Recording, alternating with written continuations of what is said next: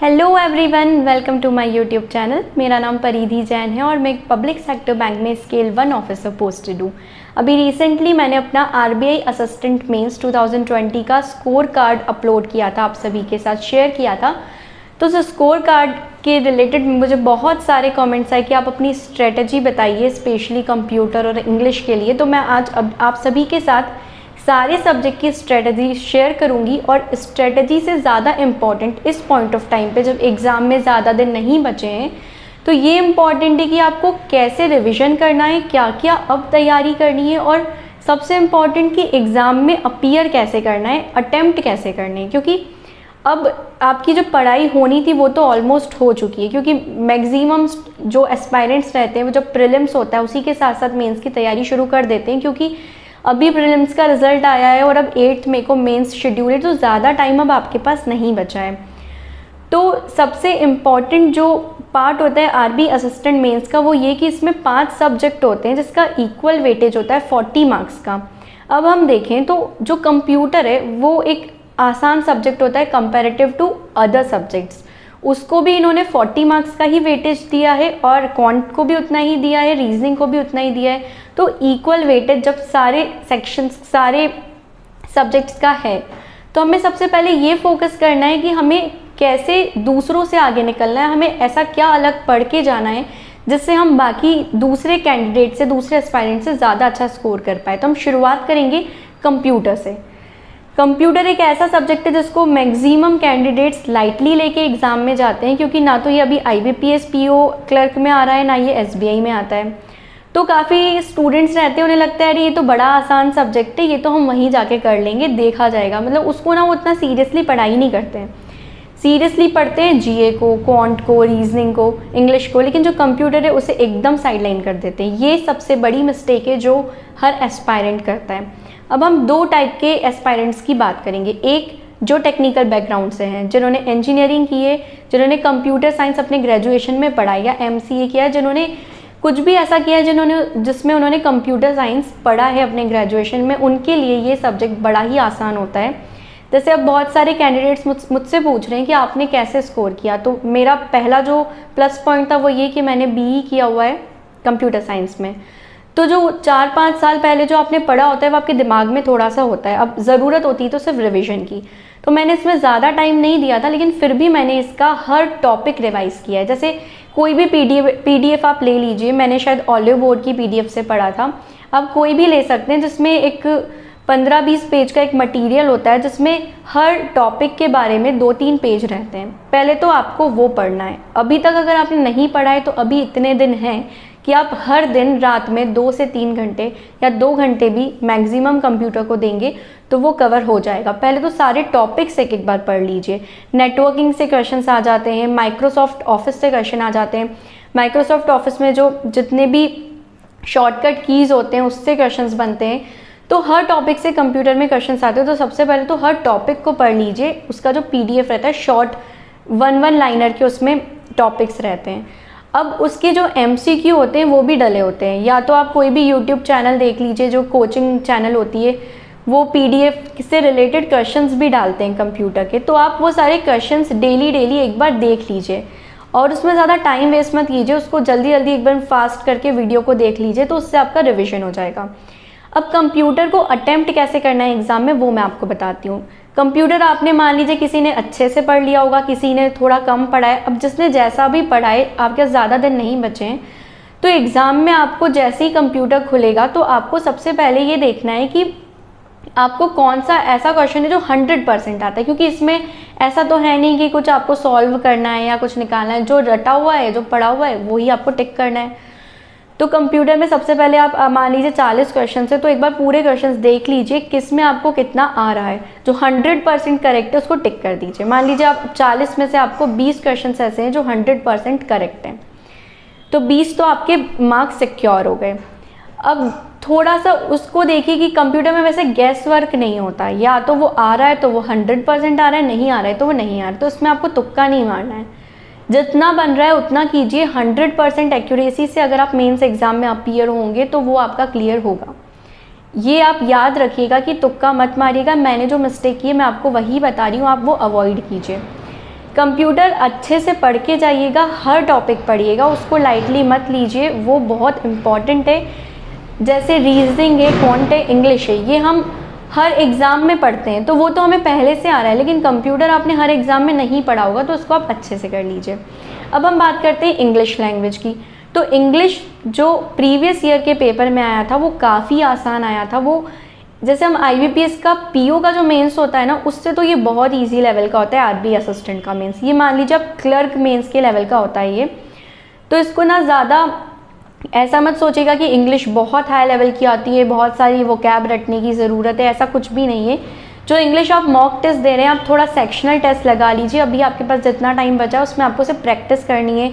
आपको reading comprehension की, cloze test की, फिलर्स की, इन सब की आप थोड़ा प्रैक्टिस कर लीजिए। सेक्शनल टेस्ट लगा लीजिए। मॉक टेस्ट अगर आप लगाने का टाइम नहीं है, क्योंकि अब इतना टाइम नहीं बचा है, मॉक टेस्ट आप डेली लगाएंगे तो आप बाकी पढ़ाई नहीं कर पाएंगे। तो मॉक टेस्ट आप मान लीजिए अभी एग्ज़ाम के पहले कम से कम 4 मॉक टेस्ट लगा लीजिए, और बाकी वो सेक्शन के मॉक टेस्ट लगाइए जो आपको थोड़ा ऐसा लग रहा है कि जिसमें प्रैक्टिस की ज़रूरत है। जैसे इंग्लिश में आप प्रैक्टिस कर लीजिए, उसका सेक्शनल मॉक टेस्ट लगा लीजिए। इंग्लिश को भी अटैम्प्ट करने के लिए मैं आपको यही सजेस्ट करूँगी कि इंग्लिश में तो बिल्कुल एक्यूरेसी पे ध्यान रखिए। इंग्लिश में कभी तुक्का मारने की कोशिश मत करना, क्योंकि इंग्लिश एक ऐसा सब्जेक्ट है जिसमें अगर आपने तुक्का मारा तो आपके मार्क्स पक्का कम होंगे। मेरे इंग्लिश में अराउंड 37.5 मार्क्स थे, तो वो इसीलिए थे क्योंकि इंग्लिश पहले तो काफ़ी आसान आया था। अगर थोड़ा सा भी आपका इंग्लिश एवरेज से अच्छा है या बहुत अच्छा है तो आपको डरने की बिल्कुल ज़रूरत नहीं। आप प्रैक्टिस नहीं भी करके जाएंगे तो आपका इंग्लिश अच्छे से हो जाएगा।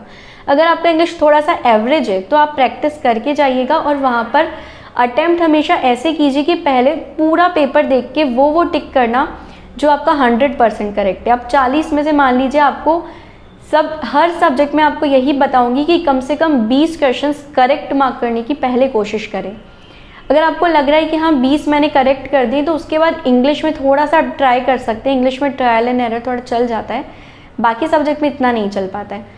तो इंग्लिश में आप थोड़ा सा तुक्का मार सकते हैं, लेकिन ज़्यादा नहीं। अगर कुछ भी समझ नहीं आ रहा है क्या होगा तो उसको छोड़ देना ज़्यादा बेहतर है। अब बात करते हैं हम रीजनिंग की। तो रीजनिंग थोड़ा मॉडरेट लेवल का आया था, ना तो ज़्यादा इजी आया था पिछले पेपर में और ना ही बहुत टफ आया था, एकदम मॉडरेट था। पजल, सेटिंग, अरेंजमेंट्स ये ज़्यादा आए थे। तो अभी इस पॉइंट ऑफ टाइम पे आपको सिर्फ प्रैक्टिस करनी है। मॉक टेस्ट लगा लीजिए पजल, सीटिंग, अरेंजमेंट्स के, जितना हो सके थोड़ा अपना स्पीड इंक्रीज कर लीजिए। और जो सिंगल आते हैं क्वेश्चंस, जैसे मान लीजिए मशीन इनपुट आउटपुट भी आ जाता है, डायरेक्शन आ जाता है, कोडिंग, डिकोडिंग, ये सब जो 1 लाइनर वाले जो आते हैं रीजनिंग में, वो सारे तो आप अच्छे से प्रैक्टिस करके जाइएगा। क्योंकि मान लीजिए अगर 40 मार्क्स में से 25 के भी पजल और सेटिंग अरेंजमेंट आए तो बचे हुए 15 मार्क्स स्कोर करना आपके लिए बहुत ज़रूरी है।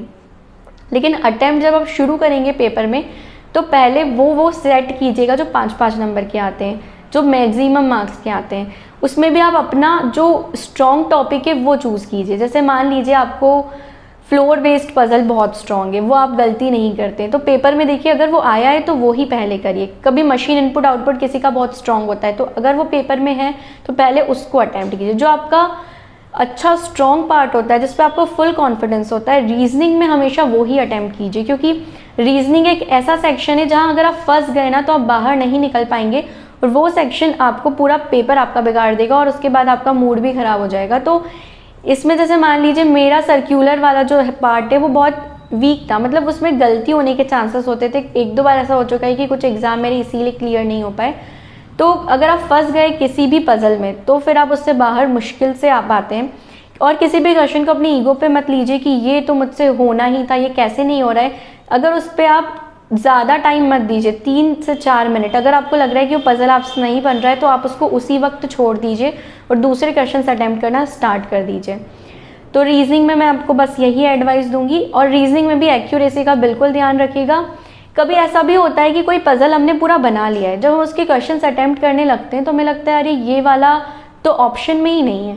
तो अगर ऐसा लग रहा है तो मतलब आपका पजल गलत बना है। फिर उसके आगे के क्वेश्चंस भी आप एक बार देख लीजिए और आपको लग रहा है कि 1-2 क्वेश्चंस के ऑप्शन मिसमैच कर रहे हैं तो उस पजल को टिक मत कीजिए, क्योंकि अगर ऐसा आप करेंगे तो आपके 5 क्वेश्चंस गलत हो जाएंगे, आपका कुछ भी सही नहीं होगा। तो ये 2-3 चीज़ें आप रीजनिंग में ध्यान रखिए। अब बात करते हैं क्वांटिटेटिव एप्टीट्यूड की। तो क्वांट जिसका बहुत अच्छा है उसके लिए तो ये आसान है, वो तो स्टार्टिंग से अगर आपका क्वांट अच्छा है, बाकी एग्जाम्स में भी अच्छा परफॉर्म करें, तो मेंस इसका इतना डिफिकल्ट नहीं आता है। आप डीआई की ज़्यादा से ज़्यादा प्रैक्टिस कर लीजिए, मॉक टेस्ट लगा लीजिए या सेक्शनल मॉक लगा लीजिए, और जो अरिथमेटिक पार्ट होता है मेंस में तो वही ज़्यादा आता है, तो अरिथमेटिक पार्ट की अच्छे से प्रैक्टिस कर लीजिए। अब इसमें आप वही टॉपिक को रिवाइज कीजिए जो आपके स्ट्रॉन्ग है।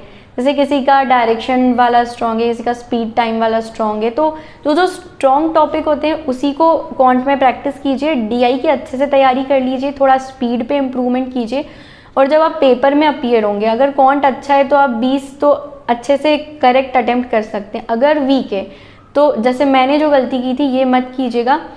14 मार्क्स मिनिमम आपको लाने होते हैं, तो कम से कम 20 क्वेश्चंस करेक्ट अटेम्प्ट करने की कोशिश कीजिए क्वांट में, और अगर 20 नहीं हो पाते तो 18, 16, 15 एकदम बाउंड्री पे अटेम्प्ट मत करना। मैंने 14 अटेम्प्ट किए थे, मेरे 13.75 मार्क्स आए थे, तो ऐसी गलती कभी मत करना। कम से कम 20 क्वेश्चंस अटेम्प्ट करने की कोशिश हर सेक्शन में करना करेक्ट विदाउट नेगेटिव। अब बात करते हैं हम, लास्ट हमारा सेक्शन में था जनरल अवेयरनेस। तो जनरल अवेयरनेस की तो हम काफ़ी मंथ से प्रिपरेशन करते चले आते हैं, क्योंकि हमें पता होता है कि उसको हम एकदम से एंड मोमेंट पे तैयारी नहीं कर सकते। जनरल अवेयरनेस की बहुत सारे कोचिंग वाले मटेरियल देते हैं, मंथली कैप्सूल देते हैं, पूरा सेट भी देते हैं 4-5 महीने का। तो अगर आपने वो रिवाइज़ किया हुआ है तो अभी आप मंथली कैप्सूल रिवाइज़ कर लीजिए।